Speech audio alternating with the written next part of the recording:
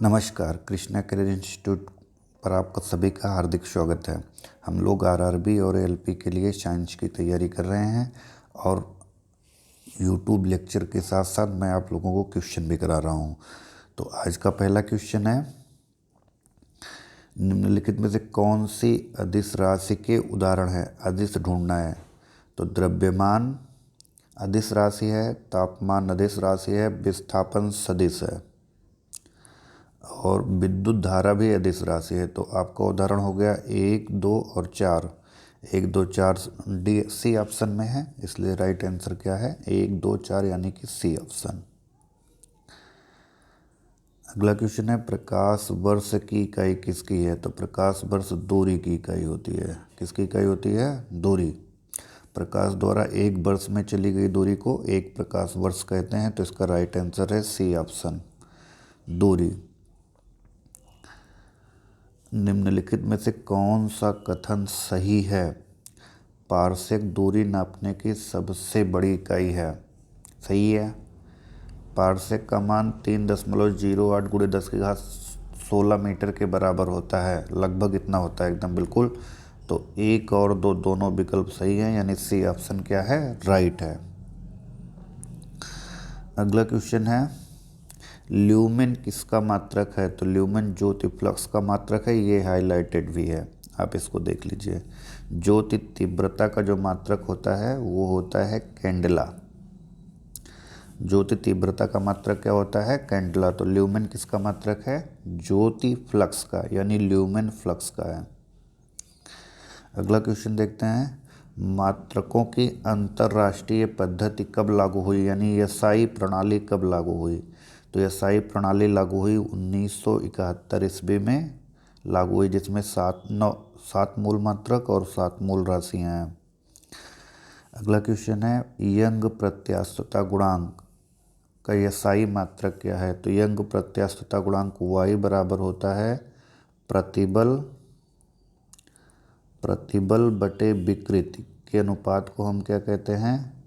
Young प्रत्यास्थता गुणांक कहते हैं। ठीक। तो प्रतिबल का मात्रक होता है न्यूटन प्रति मीटर स्क्वायर और विकृति का कोई मात्रक होता नहीं। विकृति विमाहीन है, मात्रकहीन है। तो इसलिए इसका हमारा उत्तर हो जाएगा सी ऑप्शन, न्यूटन प्रति मीटर स्क्वायर।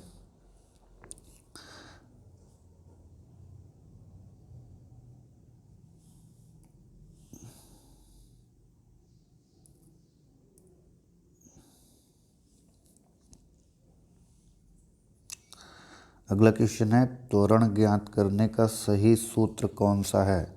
तो हमको गति का पहला समीकरण पता है, v बराबर u प्लस ए टी।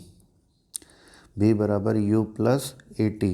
यहाँ से हो जाएगा v माइनस u बराबर ए टी। यह हो जाएगा v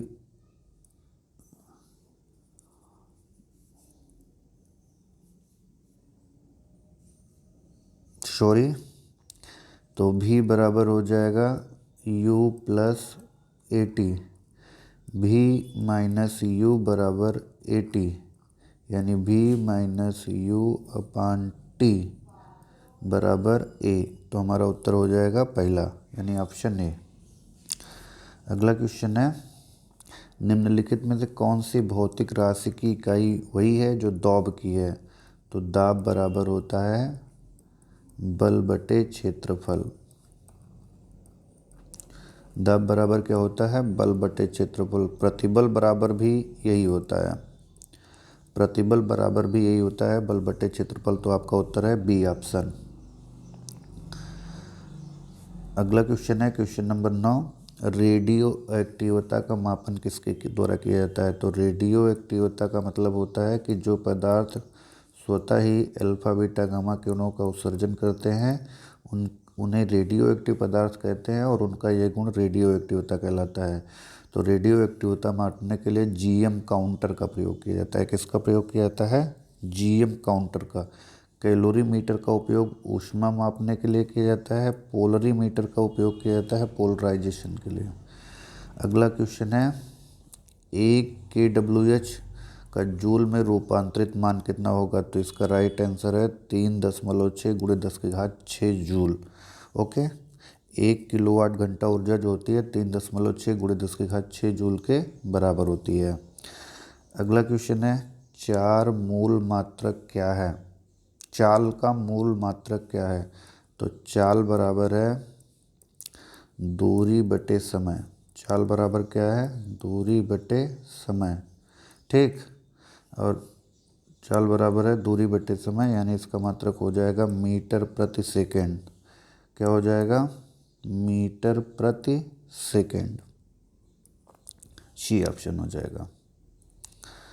अगला क्वेश्चन है, पदार्थ के संवेग और वेग के अनुपात से कौन सी भौतिक राशि प्राप्त की जा सकती है, तो संवेग और वेग, तो संवेग अपान वेग, तो संवेग होता है P बराबर mv और बटे भी कट जाएगा तो बचेगा द्रव्यमान, यानी द्रव्यमान प्राप्त किया जा सकता है। राइट आंसर हो जाएगा बी ऑप्शन। अगला क्वेश्चन है क्वेश्चन नंबर 13, एक प्रकाश वर्ष लगभग कितने के बराबर होता है। ठीक, तो एक प्रकाश वर्ष बराबर होता है 9.46 गुणे 10⁻15 मीटर के। प्रकाश द्वारा एक वर्ष में चली गई दूरी को हम क्या कहते हैं, एक प्रकाश वर्ष कहते हैं। तो एक प्रकाश वर्ष जो बराबर होगा, एक प्रकाश वर्ष बराबर हो जाएगा, एक प्रकाश वर्ष में 365 दिन होते हैं, 24 घंटे होता है, घंटे में 60 मिनट होते हैं, 60। ठीक, इतना मल्टीप्लाई कर देंगे आप, 365 गुणे 24 गुणे 60 गुणे 60। प्रकाश द्वारा एक वर्ष में चली गई दूरी बराबर होता है चाल गुणे समय, और इसी में गुणा करना है अभी प्रकाश के वेग 3 गुणे 10⁸ मीटर प्रति सेकंड से। ठीक, तो पूरा मल्टीप्लाई आपका हो जाएगा 9.46 गुणे 10⁻15 मीटर लगभग। EMEL माइनस क्यूब निम्न में से किस भौतिक राशि की विमा है। ओके, ये बताना। तो क्षेत्रफल की विमा होती है, क्षेत्रफल की विमा होती है EL क्यूब, आयतन की विमा होती है EL स्क्वायर, घनत्व की विमा होगी, घनत्व बराबर हो जाएगा, घनत्व बराबर होगा, घनत्व बराबर द्रव्यमान बटे आयतन, घनत्व बराबर होगा द्रव्यमान बटे आयतन। द्रव्यमान का यम हो जाएगा बटे EL क्यूब, यानी हो जाएगा ये बराबर EL की पावर -3। और आपका राइट आंसर निकल आया है कि ये घनत्व का है, चाल का होता है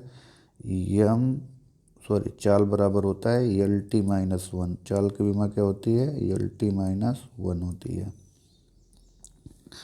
अगला क्वेश्चन देखते हैं, किसी वस्तु की अंतिम स्थिति और प्रारंभिक स्थिति के बीच की न्यूनतम दूरी को क्या कहते हैं। तो ये प्रारंभिक स्थिति है और यहाँ ये अंतिम स्थिति है।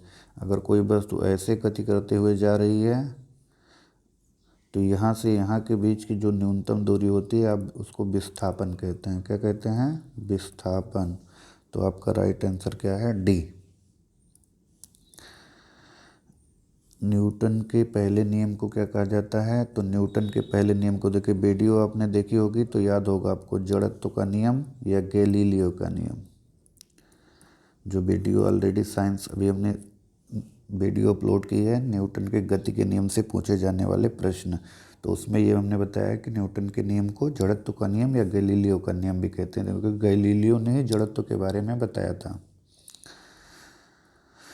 किसी पिंड के उस गुणधर्म को क्या कहते हैं जिससे वह सीधी रेखा में विराम अथवा गतिमान स्थिति में किसी भी परिवर्तन का विरोध करता है, तो इसको कहते हैं जड़त्व। क्या कहते हैं, जड़त्व। जड़त्व पदार्थ का वह गुण है जो उसकी अवस्था परिवर्तन का विरोध करता है। अगला क्वेश्चन है, यदि किसी चलती हुई वस्तु के वेग को दुगना कर दिया जाए तो उसका वेग को दुगना कर देंगे, यानी वेग पहले भी था बाद में 2 भी कर देंगे, तो गतिज ऊर्जा क्या हो जाएगी, 4 गुना हो जाएगी, क्योंकि गतिज ऊर्जा का फार्मूला है K = 12 mv²। अगर आपने बी की जगह पे 2b लिख दिया, 2b का स्क्वायर तो 2 का स्क्वायर कितना हो जाएगा, 4b स्क्वायर, यानी 4 गुना हो जाएगा। गतिज ऊर्जा कितना गुना हो जाएगी, 4 गुना हो जाएगी। आपका राइट आंसर बी है। निम्नलिखित में से न्यूटन की गति के तृतीय नियम से संबंधित नहीं है। रॉकेट का आगे बढ़ना सही है। पानी में ब्रश का टेढ़ा दिखाई देना गलत है, ये अपवर्तन के कारण है। बाकी सब जो है भैया न्यूटन के गति के नियम से है। तो आपका राइट आंसर जो संबंधित नहीं है वो है बी। परख नली का टेढ़ा दिखाई देना, ब्रश का टेढ़ा दिखाई देना, ये प्रकाश के अपवर्तन के कारण होता है। और आज का अंतिम क्वेश्चन है, थर्म किसकी इकाई है, शक्ति की वाट होती है। प्रकाश एक राशि है, इसका ल्यूमेन फ्लक्स, इसके जब अग्नि प्रकाश ज्योति फ्लक्स की बात आती है तब इसका मात्रक होता है ऊष्मा और दूरी के लिए आपको मालूम है मीटर है, तो ऊष्मा का मात्रक है थर्म। ठीक, थर्म माने थर्मल, देखिए इसमें वर्ड निहित है थर्मल, थर्म, ठीक, इसी में वर्ड निहित है थर्मल, थर्म, ये किसकी इकाई है, ऊष्मा की। तो आपका राइट आंसर हो जाएगा सी ऑप्शन। तो आज के क्वेश्चन कैसे लगे ज़रूर हमें कमेंट बॉक्स में बताइए। लगभग सारे क्वेश्चन का मैंने डिटेल से आंसर दिया है और आपके अग्नि चारों ऑप्शन को एक्सप्लेन करने का मैंने प्रयास किया है। तो वीडियो अच्छी लगे तो लाइक करिएगा, शेयर करिएगा और दूसरों को इनवाइट भी कीजिए।